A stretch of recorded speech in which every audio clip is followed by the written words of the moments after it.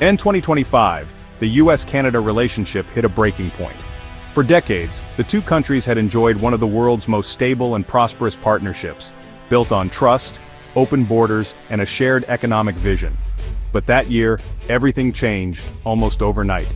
The Trump administration, doubling down on its America First agenda, shocked the world by slapping a 25% tariff on Canadian steel and aluminum. By June, the tariffs were doubled to a staggering 50%, all under the justification of national security. The move was abrupt, aggressive, and left Canadian officials reeling. For many, it felt like a betrayal from their closest ally. This wasn't just a minor tweak to trade policy, it was a seismic shift, upending decades of stable partnership and the spirit of the USMCA, the very agreement designed to ensure fair and open trade across North America. Suddenly, the rules that had governed cross-border business for generations were thrown into chaos, and trust between the two nations was shattered. For Canada, whose economy relies heavily on access to the vast US market, the message was clear.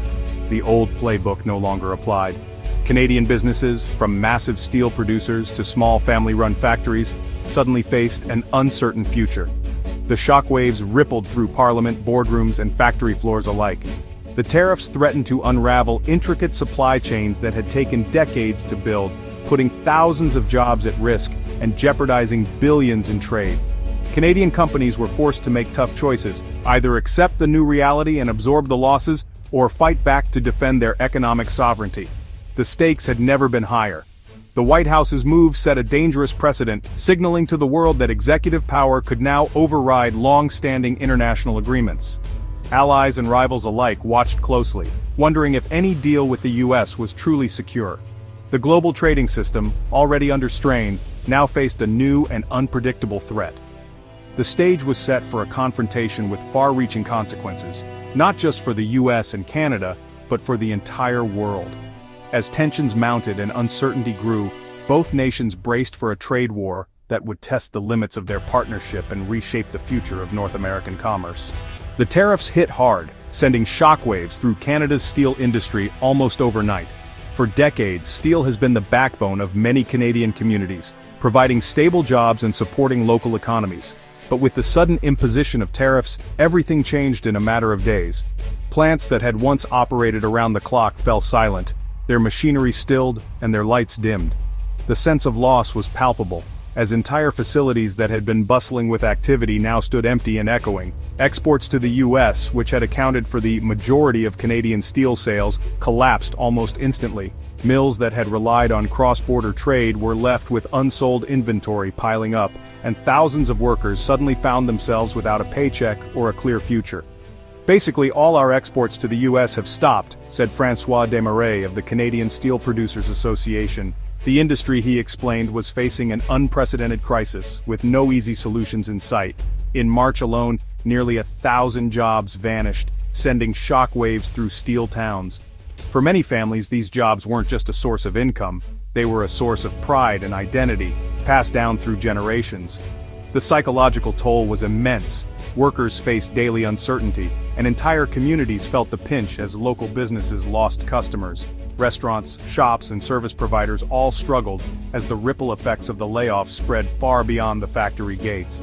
Industry Minister Melanie Joly warned the sector might not survive without urgent government action. She called for immediate support to help workers and businesses weather the storm, emphasizing the need for a coordinated response at every level of government. The crisis exposed just how vulnerable Canadian industries are to US political decisions. With so much of the country's economy tied to its southern neighbor, the tariffs served as a stark reminder of the risks of overdependence on a single market. The tariffs weren't just hurting steel, they were tearing at the economic fabric of entire regions. As communities rallied to support one another, the question remained, could Canada's steel towns survive this unprecedented challenge, or was this the beginning of a long decline? Ottawa struck back, determined to defend its economic interests and national pride in the face of mounting trade tensions. The government, under intense pressure from both industry leaders and everyday Canadians, knew it had to act decisively to protect jobs and the future of its steel sector. On July 16, Prime Minister Mark Carney stood before the nation and announced sweeping countermeasures. Canada would impose a 50% retaliatory tariff on US steel imports, a move designed to send a clear message to Washington. But that wasn't all. Carney also unveiled strict new import rules, aimed at preventing Canada from becoming a dumping ground for excess steel from around the world. These measures were crafted not only to respond to U.S. actions but to safeguard Canadian workers and industries from global market distortions. For countries without a free trade agreement with Canada, such as China, the new rules were especially tough. Any steel exports to Canada above half of their 2024 levels would now face a punishing 50% tariff. This was a direct attempt to block the flood of cheap steel that could destabilize Canadian markets and threaten local producers.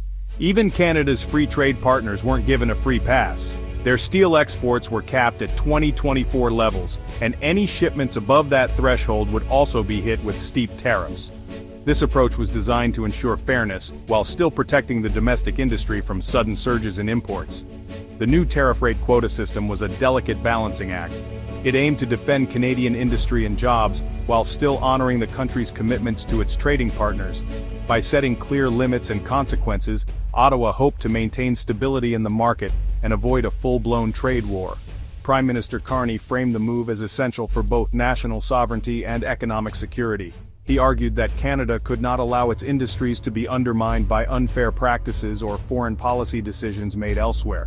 The government's message was one of strength and resolve.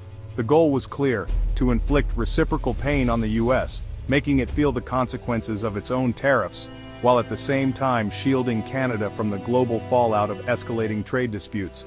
Ottawa wanted to show it would not be bullied or sidelined.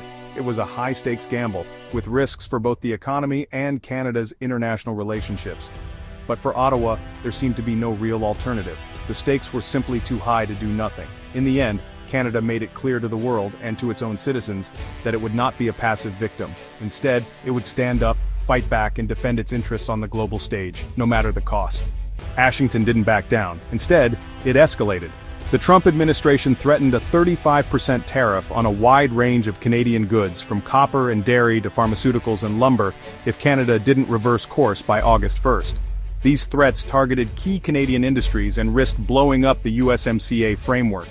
Negotiations stalled, with Prime Minister Carney admitting there was little hope of removing the steel tariffs through talks alone. The U.S. position was unyielding, leaving Canada with few options. The trade war was no longer just about steel, it was about the future of North American trade. Tensions mounted as the deadline loomed. Both sides braced for an all-out economic conflict. Pain crossed borders. Canadian steelworkers lost jobs, but U.S. manufacturers, especially in autos and construction, faced higher costs and supply headaches. Canada's retaliatory tariffs hit U.S. exports, hurting American farmers and businesses. The uncertainty froze investment and planning on both sides, slowing economic growth. For ordinary people, prices rose and job security faded. The trade war's costs were real: higher prices, lost jobs, and growing anxiety. In a fight between close allies, there were no winners, only shared losses. With U.S. ties fraying, Canada pivoted south. At the G7, Prime Minister Carney and Mexican President Claudia Sheinbaum launched talks to deepen economic and political cooperation. The goal: build a resilient, diversified trade network less dependent on the U.S. New bilateral deals and supply chain partnerships were on the table. By strengthening ties with Mexico, Canada aimed to create a more balanced North American relationship.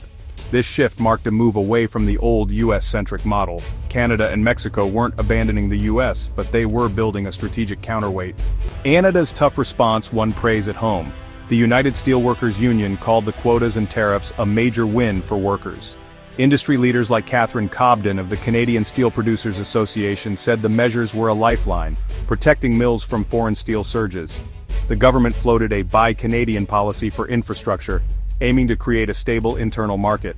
Still, everyone knew these were stopgaps, not solutions.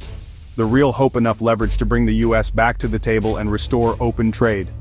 Until then, Canada was in defensive mode, fighting to keep its industry alive.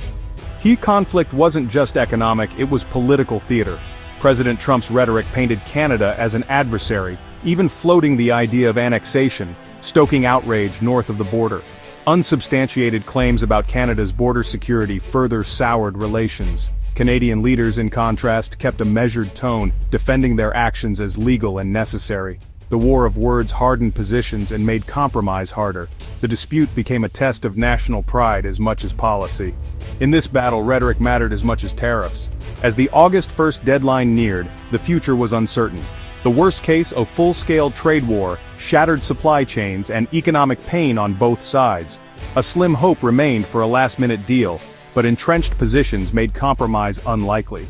The damage was already done, trust eroded, and businesses now had to factor political risk into every decision. Canada's pivot to Mexico and other partners would continue, reducing reliance on the U.S. For ordinary people, the stakes were real. Jobs, prices, and security all hung in the balance. The next weeks would decide whether North America rebuilt its trade ties or watched them unravel. The consequences would echo for generations.